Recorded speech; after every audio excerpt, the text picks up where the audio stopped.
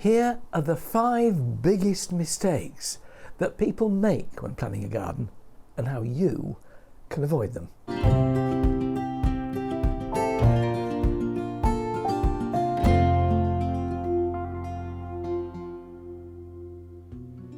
Number 1, don't do it all at once. Start with the bit you look at when you're inside the house. Generally speaking, one of the places you are most of all is at the kitchen sink. And if the kitchen sink has a window in front of it, and that's what you're always looking out at when you're doing the washing up, etc., do that bit first. When I first made this garden, looking from the kitchen sink, you looked out of that window and coincidentally there was an apple tree right in the centre of the view.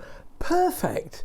I designed a path which went up to the apple tree, round it, and then to a greenhouse. And the greenhouse became the focal point from the kitchen window.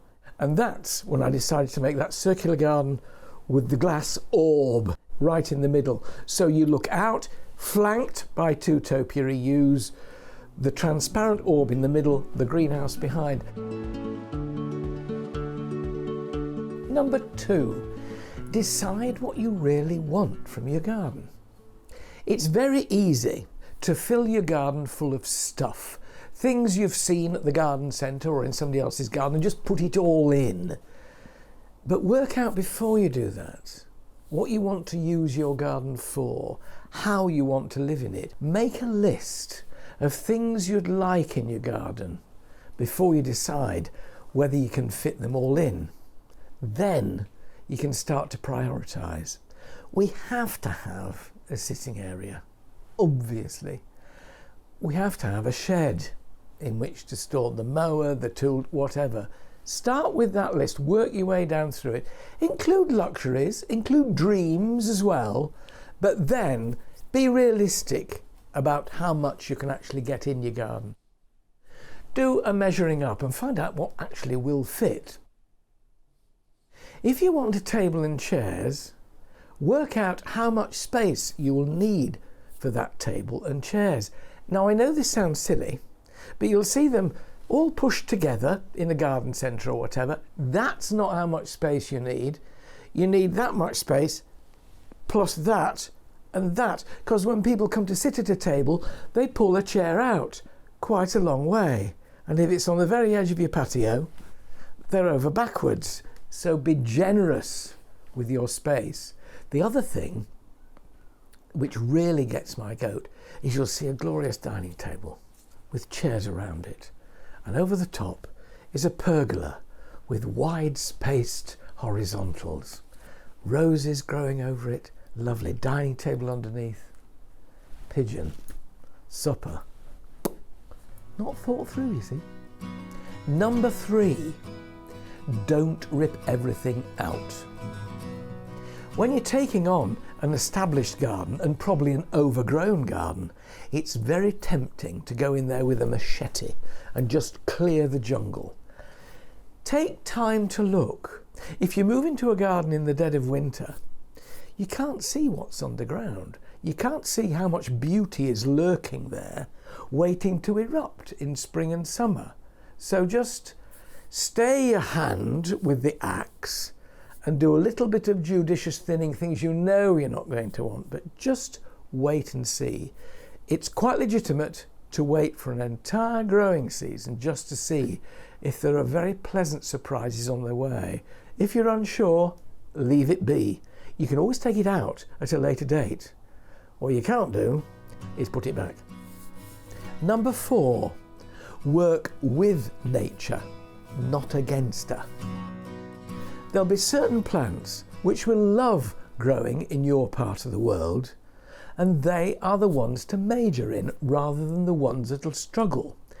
How do you know which ones will grow well? Look in all your neighbours' gardens. You don't have to create a carbon copy, but you can see if rhododendrons grow there, or azaleas or camellias. If they do, the soil's acid and they'll grow for you. Work with your soil. If it's heavy clay, there'll be some plants that love it. Roses adore heavy ground. Other plants will struggle if the soil holds too much water. Do a bit of reading up. Trawl the internet. Find out which plants are suitable for sun, which are suitable for shady corners, which like damp soil, which will cope with dry soil. And when you've worked out a kind of list of plants which will thrive in your garden, you know that apart from anything else, you're not wasting money. Look at the path of the sun. Where does it rise and where does it set? Which parts of the garden are in shade? Do you want to sit in the sun? If so, at what time of day? How do you work out which direction your house faces? Get a compass. That'll tell you. The warmest aspects of a garden are those facing south and west. The coldest is that facing north, and it won't get that much light. The next coldest is east. And with those rules of thumb, you'll find plants that are suitable for all aspects. Read the back of a label. They're very copious with their notes in garden centres. They'll tell you aspect, soil, the amount of light it needs. It's all there on the label if you read it.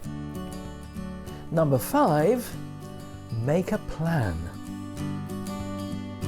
One mistake that it's easy to make when you look at gardens at flower shows is of thinking that a garden is 75% hard landscaping. No. A garden should be 75% plants, growing space, growing living things. Try and keep your hard landscaping to less than 50% of the overall space. That way you'll end up with a green oasis which will feed your spirit and your soul far more than lots and lots of stone, brick, concrete and timber.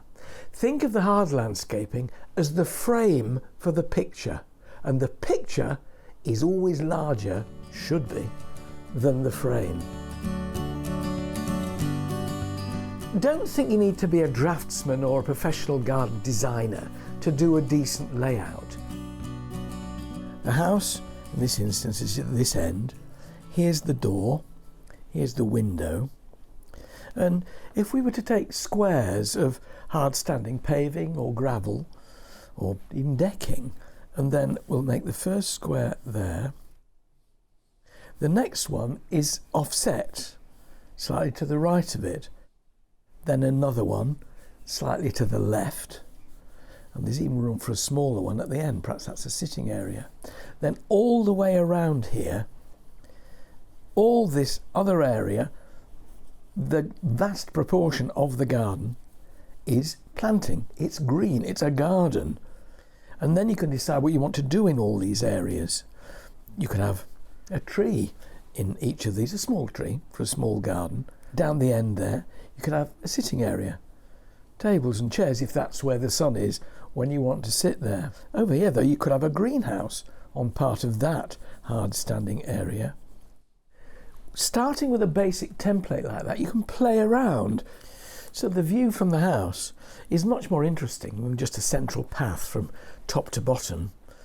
Your attention is diverted at every turn, and you've got 4 practical areas in which you can do things, but totally surrounded by greenery. It's definitely a garden. If I can do it, you can do it. So those are my tips on how to plan a garden. What are yours? Comment below. Just a quick reminder to subscribe to the channel if you haven't done so already. This is a growing community for people who know nothing about gardening but want to learn, and for those who are more experienced. So come and join us.